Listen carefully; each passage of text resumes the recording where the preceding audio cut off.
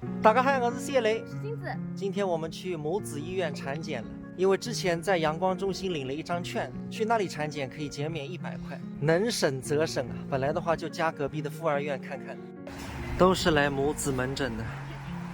这边好像确实比较专业，幸好没有开车来，估计也没地方停，打车过来10块钱也方便。现在去2楼。现在只不过是早上8点，有这么多人，孩子还没出生，已经感受到了压力。这里的号是真难挂，镜子提前3天的时候就预约了，结果当时已经全部约满了。后来我们是看有一个号缺出来才排进来的，不像其他医院，就我们隔壁的妇儿院，你基本上去约都是空的。现在很多人都说生育率下降了，大家都不肯生孩子，可是你们来医院里看看，里面还是这么多人吗？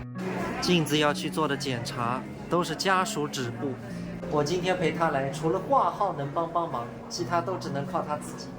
兜兜转转来回的缴费1个半小时了，现在还没有抽上血呢。没有抽血就意味着镜子还不能吃早饭，而且我问了这里的医生，他们说今天这里人算少的了，大部分都是来用阳光券，能检查省一部分费用。关键这个券其他医院用不了，所以这里才会这么挤。全苏州任何医院都能用就好了。我先出来给镜子买早饭了，旁边就有流动摊点，这个比较方便。苏州人应该知道，以前有个很火的叫100放心摊，是我上小学的时候一直吃的，现在好像见不到了。医院里到处都是推荐月嫂和月子中心的，推荐婴儿用品的也非常多，比如说加个好友送你1罐奶粉。前面的婆婆已经拿了3罐了，将近3个小时，终于检查好了。镜子，中午带你去吃个好吃的补。好的。跟大家推荐啊，以后来苏州玩，吃饭的话，停车你们可以来绿宝广场，这里是不收费的。我上次去天街吃了个饭，结果出来停车费32。绿宝人很少，你来这里做任何事情，吃饭也好，玩也好，买东西也好，都不用排队。这家蜜桃的菜不错，我们吃了好几次了。今天继续这里。2位。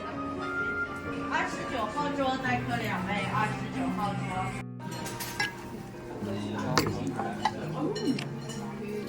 来3吃吧。朋友们有机会来蜜桃吃的，这个猪油拌饭一定要吃，好吃的不得了。来，镜子，好了。绿宝人很少，但是里面的蜜桃竟然坐满了。这边菜齐了。好，镜子齐了6个菜，66大顺，祝我们的孩子